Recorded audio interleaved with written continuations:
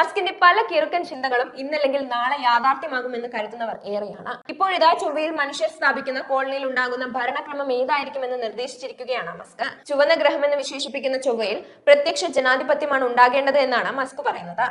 മനുഷ്യർ എപ്പോഴെങ്കിലും ചൊവ്വയിൽ സ്ഥിരതാമസമാക്കിയാൽ അവിടെ ജനാധിപത്യം സ്ഥാപിക്കപ്പെടുന്നത് കാണാൻ താൻ ആഗ്രഹിക്കുന്നുവെന്നാണ് ശതകോടീശ്വരനും സ്പേസ് എക്സ് സിഇഒയുമായ ഇലോൺ മസ്ക് പറയുന്നത്. തന്റെ എക്സ് അക്കൗണ്ട് പോസ്റ്റിലൂടെയാണ് മസ്ക് ഇക്കാര്യം വെളിപ്പെടുത്തിയത്.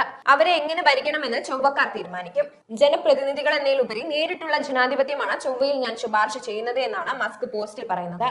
സ്പേസ് എക്സിന്റെ ചൊവ്വയിലേക്കുള്ള ദൗത്യങ്ങൾക്കുള്ള സമയക്രമവും ഇലോൺ മസ്ക് വിവരിച്ചിട്ടുണ്ട്.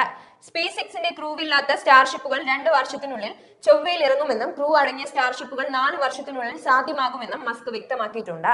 മനുഷ്യരാശിയുടെ നിലനിൽപ്പ് ഉറപ്പാക്കുന്നതിന് ചൊവ്വയുടെ പ്രാധാന്യം ഊന്നി പറഞ്ഞ മസ്ക് മനുഷ്യരാശിയെ ഒരു ബഹുഗ്രഹ ജീവിയാക്കി മാറ്റണമെന്നും വാദിക്കുന്നുണ്ട്. ആളുകളെയും ചരക്കുകളെയും ചൊവ്വയിലേക്ക് അയക്കാൻ സ്പേസ് എക്സ് പദ്ധതിയിടുന്നുണ്ട്.